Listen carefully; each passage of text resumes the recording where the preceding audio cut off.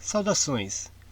Esse tutorial tem a finalidade de apresentar o Google Sala de Aula com um ponto de vista mais administrativo, sobre a ótica do profissional da secretaria.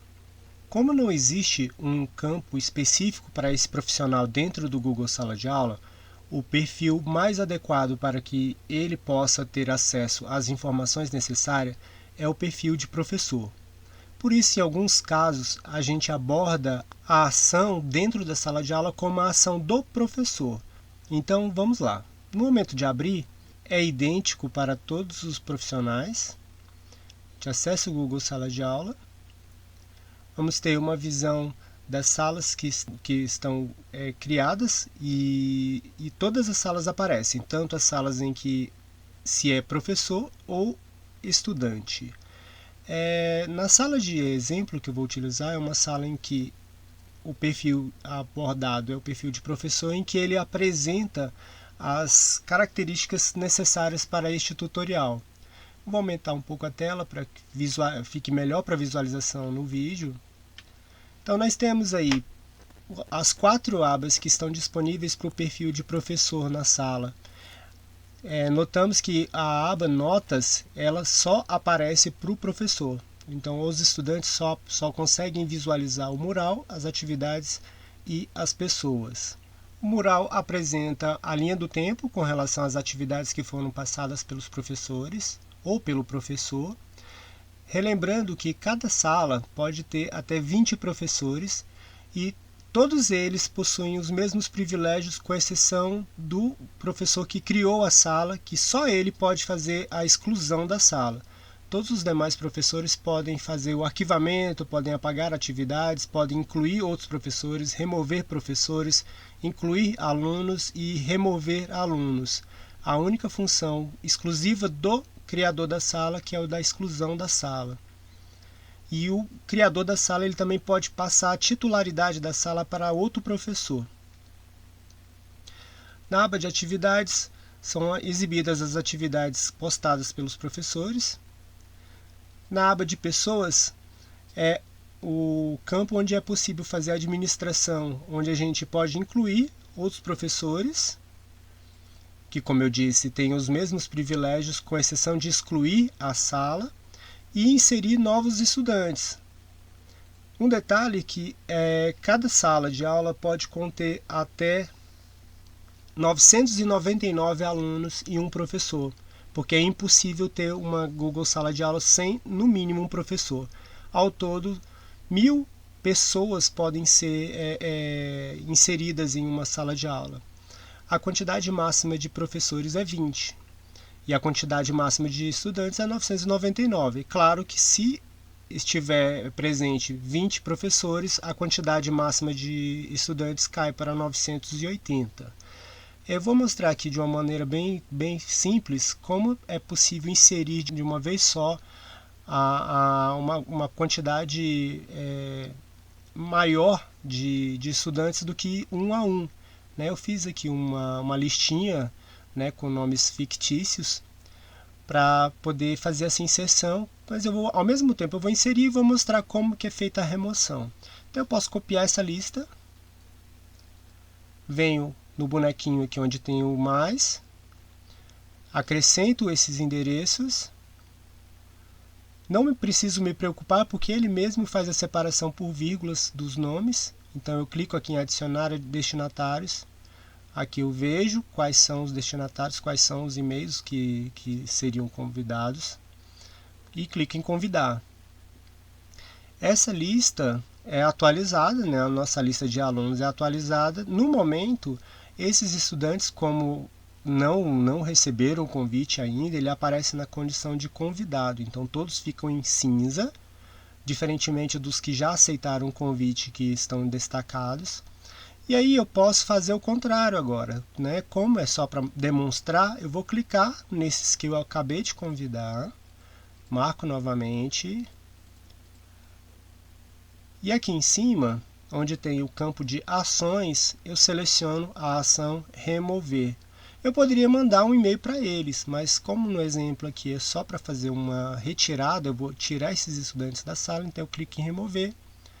eu tenho uma confirmação dos nomes e e-mails que eu estou removendo da sala. Pronto, estou com a lista novamente com os estudantes anteriores. E observem que a lista ela possui um link logo à frente de cada nome, onde eu posso convidar um responsável para cada estudante. Na verdade, eu posso convidar mais de um responsável.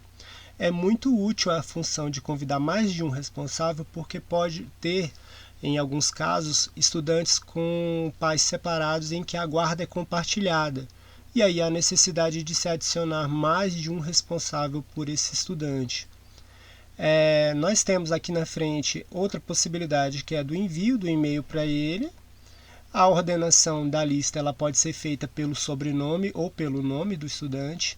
Mesma coisa acontece com a lista de professores. Com relação às notas, que é a quarta aba aqui que não aparece para os estudantes, há uma listagem em ordem alfabética dos estudantes que estão matriculados, e eu posso classificar, claro, pelo sobrenome ou pelo nome. Como a gente normalmente classifica pelo nome, é o formato, a ordenação que eu escolhi aqui. As colunas elas mostram as atividades e as notas que foram dadas para os estudantes nas respectivas atividades.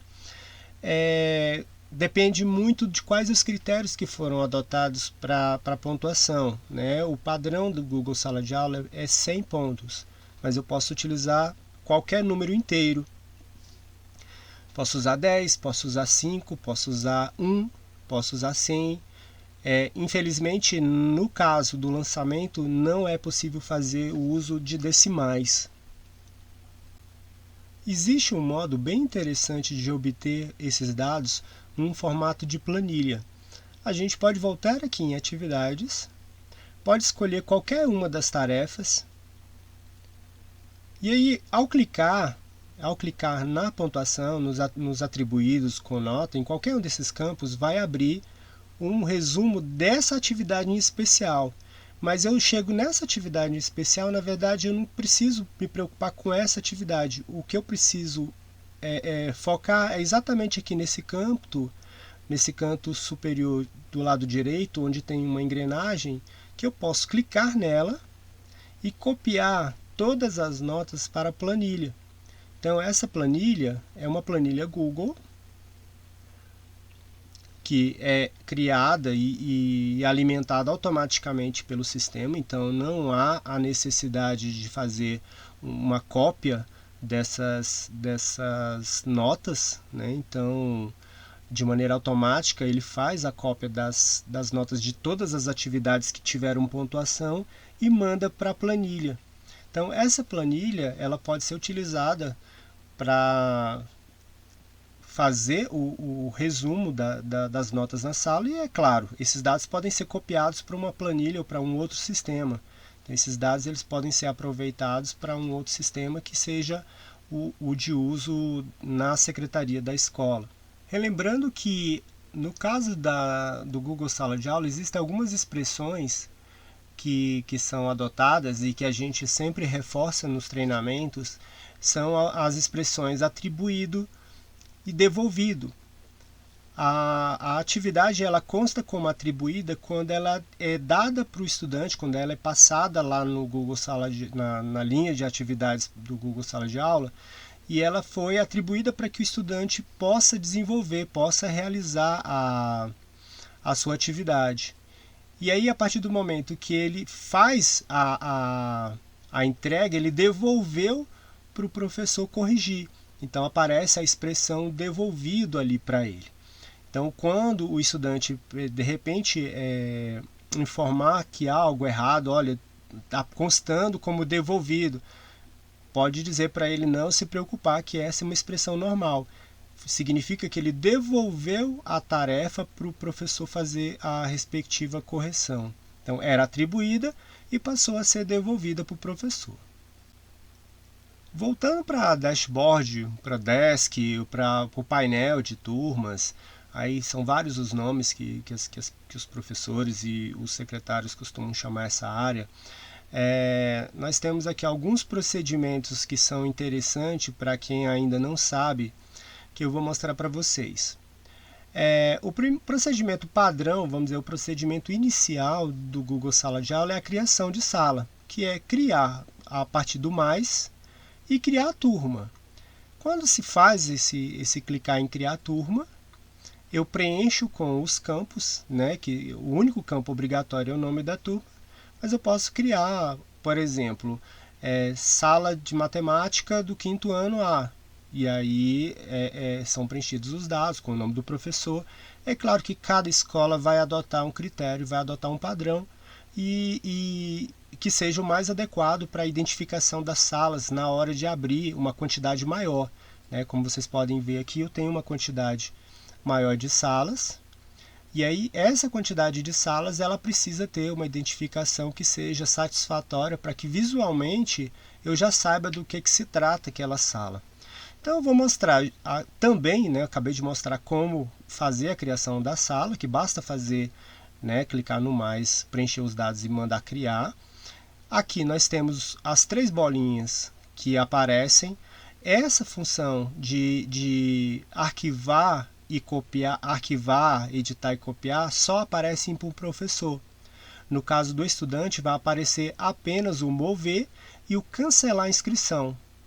O cancelar a inscrição, obviamente, significa que ele vai sair da sala. Então, ele está abandonando a sala, e o mover é simplesmente para ele poder organizar as salas em que ele aparece, de modo a visualmente ficar prioritário aquela de mais interesse para ele. No caso aqui, dentro dos 3 pontinhos, eu vou usar agora a função arquivar. Ele dá uma observação com relação a que todo o acesso dos estudantes e dos outros professores ficam inativos quando a turma está arquivada, né? Então, mandei arquivar. Ela desaparece dessa região aqui, ela vai para um departamento, vamos chamar assim, um departamento de arquivo morto, que pode ser resgatado a qualquer momento. Eu posso fazer também uma edição. Claro que se a sala já foi criada, eu posso editar os dados da sala e, é claro, preencher com o que eu preciso. Se alguém criou uma sala padrão, com nomes padrão só para facilitar, eu posso ir lá e mudar esse nome para um nome que melhor atende à necessidade. Falando da turma arquivada, que eu acabei de fazer um processo aqui, vou fazer com essa turma aqui, essa cópia também vou fazer com ela. Vou arquivar, ok. Agora eu vou lá, olha, nas 3 barrinhas, eu vou descendo aqui todas as salas, até chegar aqui onde está turmas arquivadas. Em turmas arquivadas eu tenho todas as turmas em que eu já tive, já fui professor e que eu arquivei, né? Então tem uma quantidade aqui considerável.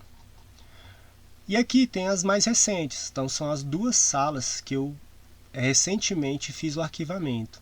Então, novamente os 3 pontinhos, aqui eu tenho mover, copiar, restaurar e excluir. Nesse caso aparece a opção excluir. A partir daqui, se eu clicar em excluir, é a última opção dessa sala. Então, se eu excluir uma sala arquivada, ela simplesmente não pode mais ser recuperada. Então esse é o ponto mais crítico quando se faz a exclusão da sala. Tanto é que esta atribuição ela só é permitida ao criador da sala.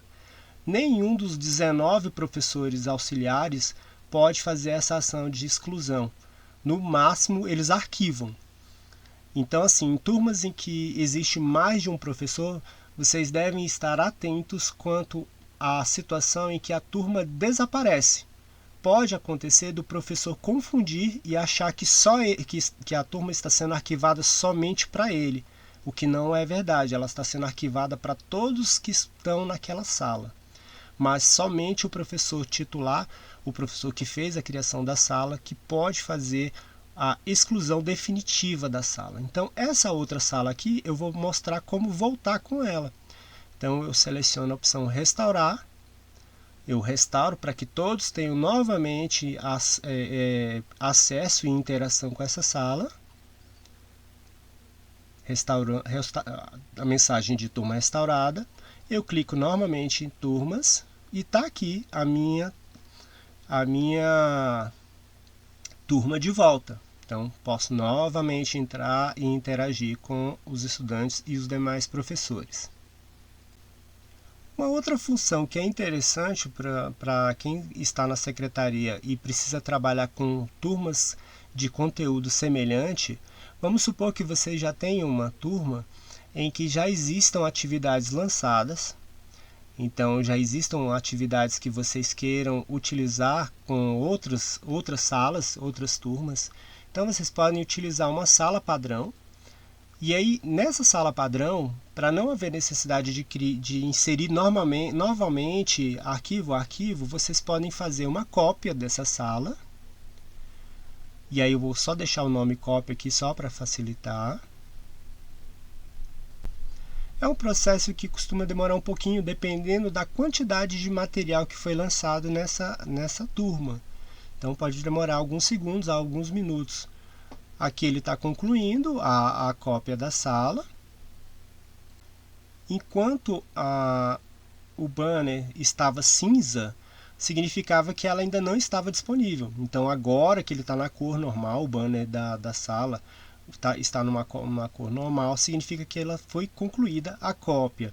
Vamos entrar na sala para a gente ver um detalhe com relação a essa sala copiada. Todas as atividades, elas entram nessa sala como rascunho. É normal, tá, gente? Então, assim, todas as salas copiadas, os conteúdos que estão lançados, eles entram na condição de rascunho. Então, para essa atividade ela sair da condição de rascunho, basta simplesmente eu clicar nos 3 pontinhos que estão aqui logo à frente, perto da palavra rascunho, clicar, editar, e aí se eu não tiver nenhuma edição a fazer, pontuação, tópico ou atribuir algum valor, eu posto. E aí ela imediatamente passa a fazer parte das atividades, então ela deixa de ficar cinza e passa a ficar na cor mais escura. Bom, para esse vídeo eu acredito que já, para não ficar longo demais, acho que essas informações são informações mais pontuais. E para esse momento, agradeço a sua atenção. Até o próximo.